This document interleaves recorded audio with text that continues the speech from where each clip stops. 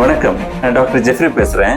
Diabetes வந்தாலே நிறைய பேர் என்ன சொல்லுவாங்கன்னா, பழங்களே அதிகம் சாப்பிடக்கூடாது அப்படின்னு சொல்லுவாங்க. ஆனா உண்மை என்னன்னா, சில பழங்கள் நம்மளுடைய இரத்தத்தில் சர்க்கரை அளவை உயர்த்தாமல் நமக்கு பல நன்மைகளை தருகின்றன. அப்படின்னா எந்தெந்த பழங்களை தாராளமாக சாப்பிடலாம், எந்தெந்த பழங்களை அளவாக சாப்பிட வேண்டும், எந்தெந்த பழங்களை தவிர்க்க வேண்டும் அப்படின்னு இந்த வீடியோல பார்த்துடலாம். ஃப்ரூட்ஸ்ல அதிக நியூட்ரியன்ஸ் இருக்கு. அதாச்சு விட்டமின்ஸ், மினரல்ஸ், ஃபைபர்ஸ், நோய் எதிர்ப்பு சக்தியை தரும் ஆன்டி ஆக்சிடென்ட்ஸ் இதெல்லாமே இருக்கு. நார்மலா என்ன பரிந்துரைக்கிறாங்கன்னா, நம்ம டெய்லி 2 கப் பழங்களை சாப்பிடணும் அப்படின்னு சொல்லிட்டு. நாம் பழங்களை சாப்பிட்றதுனால நமக்கு இதய நோயிலிருந்து விடுதலை கிடைக்குது, உயர் ரத்த அழுத்தம் குறையுது, புற்றுநோய் போன்ற பல பிரச்சனைகளின் அபாயத்தை குறைக்க உதவுகிறது. ஏன் டயபெட்டிஸ் வந்தா ஃப்ரூட்ஸ் சாப்பிடக்கூடாது அப்படின்னு சொல்றாங்கன்னா, இந்த ஃப்ரூட்ஸ்ல சுகர் இருக்கு, குளுக்கோஸ் இல்ல, ஆனா ஃப்ரக்டோஸ். இந்த ஃப்ரக்டோஸ் நம்ம உடம்புல குளுக்கோஸை கன்வெர்ட் ஆகி நம்ம சுகர் லெவலை அதிகப்படுத்துது. ஆனா இந்த பழங்கள்ல நார்ச்சத்துன்னு சொல்லப்படுற ஃபைபர்ஸ் இருக்கிறதுனால நம்ம நினைக்கிற மாதிரி சுகர் லெவல் அதிகமா ஏறுறது கிடையாது. அதனால பழங்களை முழுமையாக தவிர்க்க வேண்டியதில்லை. சரியான பழங்களை சரியான அளவில் நம்ம சாப்பிட்டோம் அப்படின்னா நமக்கு சுகர் இருந்தாலும் நம்மளால சத்தான உணவை சாப்பிட முடியும்.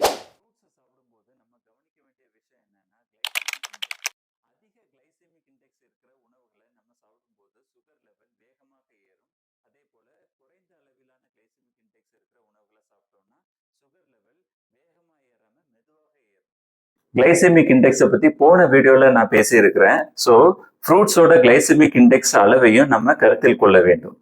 ஓகே, நீரிழிவு நோய்க்கு ஏற்ற பழங்களை நம்ம பார்த்துடலாம். முதலாவது பிளாக்பெரிஸ். இதோட கிளைசெமிக் இண்டெக்ஸை பார்த்தீங்கன்னா ரொம்பவே குறைவு, 25. இதுல நிறைய நார்ச்சத்து இருக்கு. ஒரு கப் ஆஃப் பிளாக்பெரியில 8 கிராம் அளவிலான நார்ச்சத்து இருக்கு. இது ஒரு நாள்ல நம்ம எடுக்க வேண்டிய பாதி அளவாகும். மேலும் ஒரு கப் ஆஃப் பிளாக்பெரியில 7 கிராம் சர்க்கரை அளவு மட்டுமே இருக்கு. இது குறைந்த அளவு சர்க்கரை ஆகும். அது மட்டுமல்ல, இதுல ஏராளமான ஆன்டி ஆக்சிடென்ட்ஸும் இருக்கு. அடுத்தது செரிஸ். இதோட கிளைசெமிக் இண்டெக்ஸ் 22. ஒரு ஆய்வுல என்ன கண்டுபிடிச்சிருக்காங்கன்னா, பெண்கள் 6 வாரம் இந்த செரி ஜூஸை குடிக்கும் போது அவங்களுடைய சர்க்கரை அளவு கணிசமாக குறைந்திருக்கு அப்படின்னு சொல்லிட்டு கண்டுபிடிச்சிருக்காங்க. இந்த செரிஸ்ல பாலிஃபினால்ஸ், விட்டமின் சி அண்ட் ஆன்டி ஆக்சிடென்ட்ஸ் இருக்கு. இந்த பாலிஃபினால்ஸ் சர்க்கரை அளவை குறைக்க உதவும் அப்படின்னு கண்டுபிடிச்சிருக்காங்க. அடுத்ததா பாத்தீங்கன்னா கிரேப் ஃப்ரூட். இதோட கிளைசெமிக் இண்டெக்ஸ் 25. ஆனா இந்த கிரேப் ஃப்ரூட்ல ஒரு பிரச்சனை இருக்கு. அடுத்ததா கிரேப் ஃப்ரூட். இதோட கிளைசெமிக் இண்டெக்ஸ் 25. இந்த கிரேப் ஃப்ரூட்ல ஒரு பிரச்சனை இருக்கு. நீங்க நிறைய மருந்துகள் சாப்பிட்றீங்க அப்படின்னா இந்த கிரேப் ஃப்ரூட் உங்க மருந்துகளோட தொடர்பு கொள்ளக்கூடும். ஸோ நீங்க வழக்கமா எடுக்கிற மருந்துகளோட இந்த கிரேப் ஃப்ரூட் பொருந்துகிறதா என உங்க மருத்துவரோடு சேர்ந்து உறுதிப்படுத்தி கொள்ள வேண்டும். அடுத்தது ஸ்ட்ராபெரிஸ். இதோட கிளைசெமிக் இண்டெக்ஸ் 25. பலருக்கும் தெரியாத விஷயம் என்னன்னா, இதுல அதிக வைட்டமின் சி இருக்கு. ஆரஞ்சை விடைக்குமே அதிக வைட்டமின் சி இருக்கு. அண்ட் இதுல சர்க்கரை அளவும் ரொம்பவே குறைவு. நீங்க சாப்பிட்ற ஸ்மூத்திஸ், யோர்கட், ஓட் மீல், சலாட் இதுல எல்லாம் சேர்த்து நீங்க சாப்பிடலாம் இந்த ஸ்ட்ராபெரியை.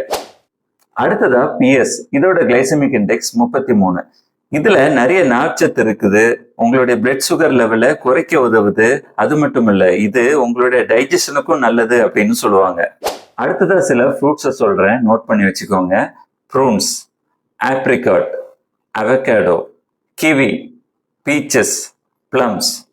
என்ன டாக்டர், கேள்விப்படாத பழங்களா சொல்றீங்க, வாங்குறதுக்கும் அதிக காசுள்ள பழங்களா சொல்றீங்க அப்படின்னு கேட்டீங்கன்னா, வாங்க நம்ம ஊர்ல கிடைக்கிற டயபெட்டிஸுக்கு ஏதுவான நல்ல பழங்களை பத்தி பார்க்கலாம். முதலாவது ஆப்பிள். இதோட கிளைசெமிக் இண்டெக்ஸ் 39. ஆப்பிள்ல பாத்தீங்கன்னா நிறைய நார்ச்சத்து இருக்கு, விட்டமின் சி இருக்கு. இது உங்களுடைய கொலஸ்ட்ரால் லெவலையும் குறைக்க உதவும். நீங்க ஆப்பிள் சாப்பிடும் போது நட் பட்டரோட சேர்த்து சாப்பிடுறது ஒரு நல்ல ஆப்ஷன். பொமிகிரானேட்டும் நீங்க சாப்பிடலாம். அடுத்தது எந்தெந்த ஃப்ரூட்ஸ் சாப்பிட்றத குறைக்க வேண்டும் அப்படிங்கிறத பார்த்துடலாம். மாம்பழம், பழுத்த வாழைப்பழம், pineapples, watermelon, dried cranberries, raisins இதெல்லாம் சாப்பிட்றத நீங்க கொஞ்சம் குறைச்சிக்கணும். இதோட கிளைசெமிக் இண்டெக்ஸ் 60க்கு மேல இருக்கும். மேலும் ஒரு முக்கியமான விஷயம், பழம் எவ்வளவு பழுத்து இருக்கிறதோ அதே அளவு கிளைசெமிக் இண்டெக்ஸும் அதிகமாக இருக்கும். ஸோ பழுத்த பழங்களை சாப்பிட்றத தவிர்த்துடுங்க. பழங்களை வாங்கும் போதோ இல்ல சாப்பிடும் போதோ கவனிக்க வேண்டிய சில விஷயங்களை பத்தி பார்த்துடலாம். டப்பால அடைச்சு விற்கிற கேண்ட் ஃப்ரூட்ஸ் நீங்க வாங்கும்போது நோ ஆடட் சுகர்னு அதுக்கு மேல எழுதி இருக்குதா அப்படின்னு பார்த்துக்கோங்க. ட்ரைடு ஃப்ரூட்ஸ் அப்படின்னு சொல்லிட்டு கடையில் வைப்பாங்க, அதை தவிர்க்க வேண்டும். அதே மாதிரி ஃப்ரூட்டை முழுமையா சாப்பிட வேண்டும். அதை ஜூஸ் போட்டு சாப்பிட்றத தவிர்க்க வேண்டும். நான் முன்னாடியே சொன்ன மாதிரி கிளைசெமிக் இண்டெக்ஸ் குறைவாக இருக்கிற பழங்களை தேர்ந்தெடுத்து சாப்பிடுங்க. ஒரு ரூல் இருக்கு, நோ நேக்ட் கார்போஹைட்ரேட் ரூல் அப்படின்னு. அதாவது பழங்களை தனியாக சாப்பிடாமல் புரோட்டீன் சத்துள்ள உணவுகளோடு சேர்த்து சாப்பிடுவது. உதாரணத்துக்கு நீங்க பழங்களை யோர்கட்டோட, பீனட் பட்டரோட இல்லைன்னா சீஸ் கூட சேர்த்து சாப்பிடலாம். இப்படி புரோட்டீனோட நம்ம ஃப்ரூட்ஸை மிக்ஸ் பண்ணி சாப்பிடும்போது நம்மளுடைய டைஜஷன் ஸ்லோவா நடக்கும். அதனால நீண்ட நேரத்துக்கு நமக்கு பசி எடுக்காது. நம்மளுடைய பிளட் சுகர் லெவலும் ஒரு சமநிலையில இருக்கும். முடிவாக, நீரிழிவு நோய்க்கு பழங்களை முழுவதுமாக தவிர்க்க வேண்டிய அவசியம் கிடையாது. சரியான பழங்களை சரியான அளவோடு புரதச்சத்தோடு சேர்த்து சாப்பிடுவது மிகவும் அவசியம். இந்த வீடியோ உங்களுக்கு பயனுள்ளதாக இருந்தால் லைக் பண்ணுங்க, ஷேர் பண்ணுங்க, கமெண்ட் பண்ணுங்க. சர்க்கரை நோய் உள்ள உங்களுடைய உறவினர்களுக்கோ நண்பர்களுக்கோ இந்த வீடியோவை ஷேர் பண்ணுங்க. அடுத்த பயனுள்ள ஒரு நல்ல வீடியோவில் நான் உங்களை சந்திக்கிறேன். அது வரைக்கும் டேக் கேர். வணக்கம்.